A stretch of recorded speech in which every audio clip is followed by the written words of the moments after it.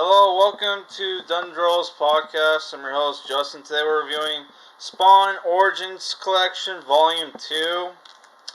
I paid $15 for this. The first one I only paid like 10 or something bucks for it, and now we have to pay full price, which is like, dang it. It was awesome when you only had to pay a little, like 10 or so bucks, and now it's like, oh, back to full price.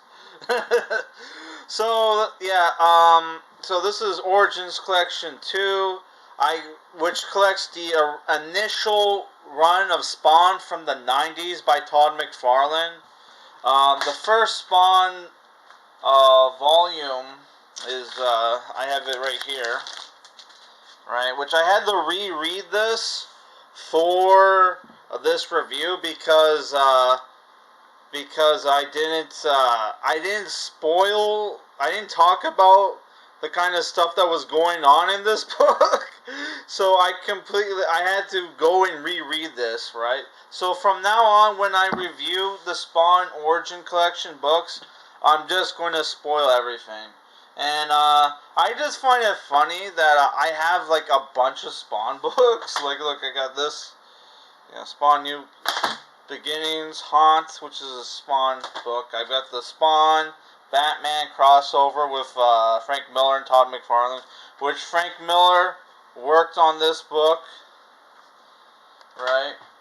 And I got Volume 3 of Spawn Origins Collection and King Spawn, which it's not a huge collection, but it's funny for me to have all these Spawn books because, it used to be cool on the internet to make fun of Todd McFarlane. Like, Sean Baby had this infamous joke.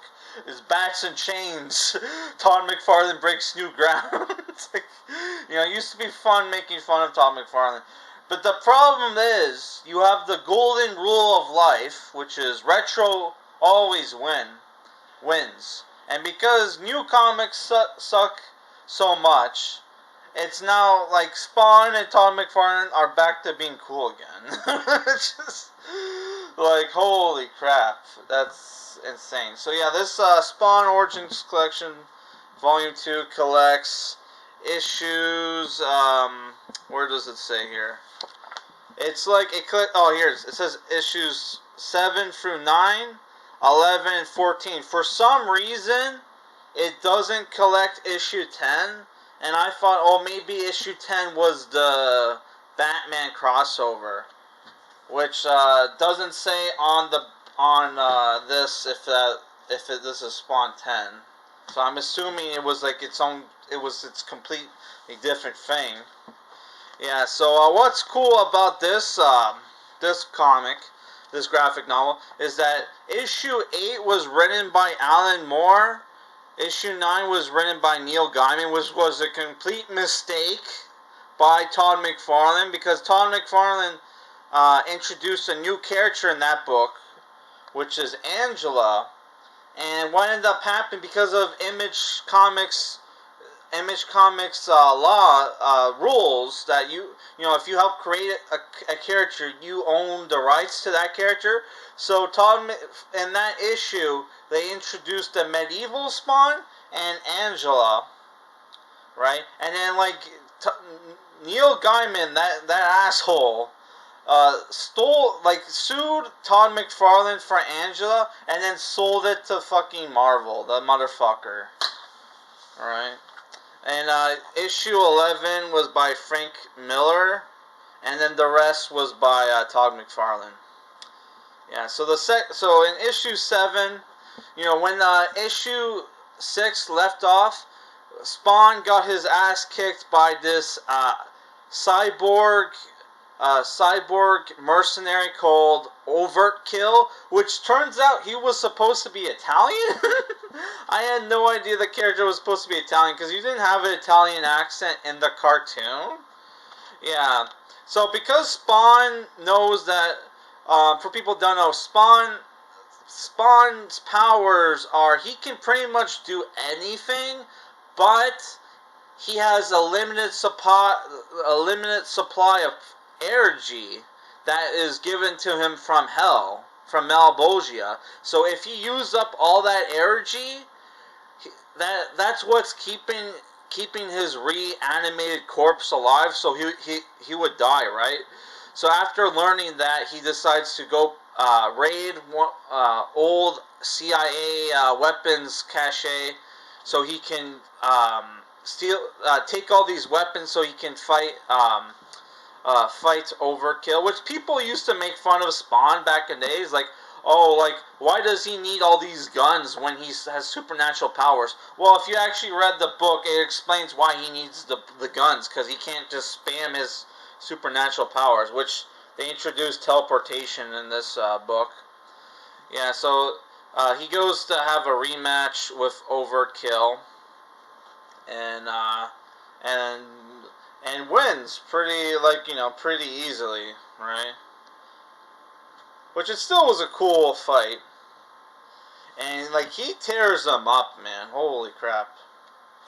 Does Overkill, like, ever show up again? Because he gets brutalized, dude. It's like, it's like, holy crap. It gets pretty dark. Okay, so the second book in this is issue 8, which is written by Alan Moore. So if you read Volume 1, you know there was a serial killer named Billy Kinkade, which, rereading Volume 1, like, Billy Kincaid's character does not make a lot of sense, because it doesn't make a lot of sense, because in the cartoon, he was able to afford this lawyer to get him off the child murder killings that he did, because his dad was a senator who was rich, who could afford all the lawyer fees. Here he's not rich. He doesn't have the senator dad. Actually, one of his victims, the last victim he killed, was the daughter of a senator, right? So Billy Kincaid's character does not really make a lot of sense, since that he was able to get off, and especially doesn't make sense that, okay, you could say, oh, maybe the devil helped him, or Malbolgia. Why would Malbolgia prolong this guy's life when, as soon as he dies, he becomes a soldier in Malbolgia's army? Which this is what this is about, where Billy Kinkade goes to hell, right? And this issue is written by Alan Moore. And at first, Billy Kinkade thinks it's he's actually in heaven, right? Because he's psycho, right? Meets other characters, right? Who's also in hell, where you have the bimbo chick, these two nerds, this religious lady, and this little girl who's super weird. And one by one, they die from the weird stuff that's in hell. Like you have this angel-looking robot thing, right? Which the art in this book is really good. Yeah. So he's having nightmares about Spawn. The art's really good, very imaginative monsters in this book, and it's kind of weird because Billy Kinkade is the hero in this comic book, because he's the alpha male. He's protecting the little girl, but when it becomes just them two, he goes to kill the little girl, right? And it turns out it was Violator all along inside the little girl. And he drags him up to hell so he can become a new Spawn, right? And he becomes this fat Spawn. He's pretty sad about being trained in Malbolgia's army. So issue 9 is where they introduce Angela, who's this we know, Al was, recruited to fight in Malbolgia's army. Now, fight against who, you might say? Well, it turns out, fight against God and his angels, which are all females, for some reason. This art's very good. Reminds me of Sam Keefe. Then again, you kind of had a thing where, like, you know, like Todd McFarlane and Sam Keefe's art styles are kind of similar, and you have like Mark Silvestri and Jim Lee's art styles are also kind of similar. So it's like, I don't know if they were copying each other, they had the same, mentors or what. But yeah, here where they introduced medieval Spawn.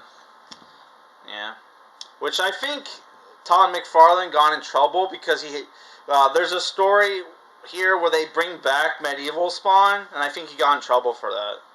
Even though in this book they say, hey, like in this comic, hey, there's a new Spawn every 50 to 100 years. So Todd McFarlane really shouldn't have gone in trouble for making a new medieval Spawn when, the medieval ages, like, the Middle Ages lasted for a while. Like, come on, buddy. Yeah, it turns out that the maiden is actually Angela, Angel, who's sent there to kill like the Spawn.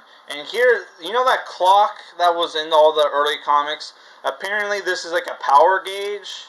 It counts down to like it monitors like Spawn's power. So if it goes to 0, Spawn dies. Yeah. So yeah, here you can see Spawn, the Angela's in the modern age as well. So yeah, which he fights Angela, wins, but like a dumbass, touches her spear, which sends him to an alternate dimension, right? And he disappears for a while. Then that was issue 10, was him like in some alternate dimension. Also, they introduce this guy who knows all the old, like, I forget this guy's name, Calistro or something. This took me like a week to read because I've been so busy, but yeah, they introduced this guy, the guy who knows everything about Spawn. So yeah, issue 11 is the Frank Miller issue, which was really, really good.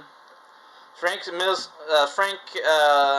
Miller fleshed out some of the homeless characters, and introduced like more cyborgs, right? So what happens in this issue is Spawn. There's a gang war between these two groups called the Nerds and the I forget what the other group was called, the Freaks or something. And there's a gang war in the alley. So like Al decides to get involved because they tried to kill, they almost killed like some of the guys in the alley. So Spawn pits the two gangs against each other, and it was pretty cool. Yeah, and he introduced some new powers like illusions and stuff. Yeah, it was pretty cool. This was a cool issue. The first half of this graphic novel is really good. Once it goes back to Todd McFarlane writing stuff, it kind of sucks. So yeah, what happens in the second half of the book is that Spawn finally recalls who he is, who Blake is. They finally introduced Jason Wynn, who we know killed Spawn. If you ever watched the movie or the cartoon, it takes Spawn a while. So like Spawn finally figures out that it was Chapel, who's a member of Youngblood, who killed him, right? And they used to be friends, right? And what ends up happening is Spawn because Spawn has been using his prior prior knowledge to raid like CIA like caches and stuff. Jason Wynn thinks that it was Terry Fitzgerald who did it. So like Terry Fitzgerald is getting threatened that something like might happen to his wife. Also here they talk about how Badrock used to be there was a character in Youngblood called Bedrock, who's this gray version of the Thing, kind of, but more original, and how he had to change his name to Badrock because of copyright issues. Because I was fun. That's funny because I reviewed an Image comic book where Badrock was in there, and I'm like, Badrock, wasn't his name Bedrock? Apparently, they were getting threatened by Hanna-Barbera, the people who own the Flintstones, over the name Bedrock, which is so stupid, right? Yeah, here they introduced Chapel, which apparently Chapel took some like super soldier serum that was tainted with HIV, so he's dying of HIV. Yeah, here they introduced the Youngblood. You have like Badrock playing a video game, breaks it, and like you have the Youngblood people like training. You have Shaft here, who's like the leader. You have Die Hard. There's Chapel without his makeup, and what ends up happening is like Spawn shows up to have a fight with Chapel, right? And he doesn't want to fight all the Youngblood together, right? So he teleports Chapel away, right? So they can have their fight. And this was really good. Oh, and the last comic is just like Violator telling some kids the story of how he once killed a medieval Spawn. Okay, so what do I think about this book? I would say the art's good.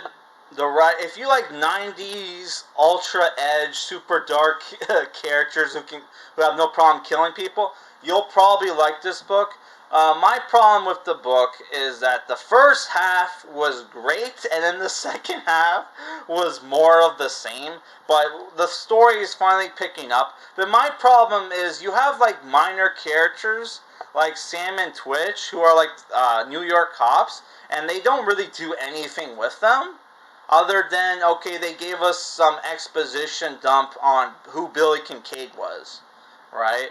Which you had, like, the same info was, like, pretty much repeated when, like, during the news and when, like, Al remembered him, right? So, like, it's like, what does, like, Sam and Twitch actually do for the story? I have no idea. But, they are cool characters. So, the first half was great, lots of action.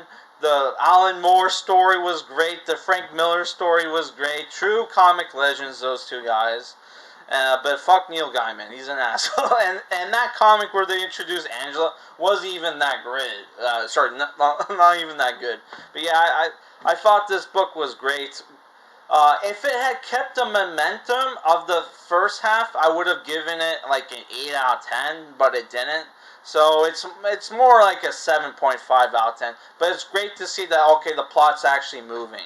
Alright, that's it for this review, guys. Our next review is going to be a DC book.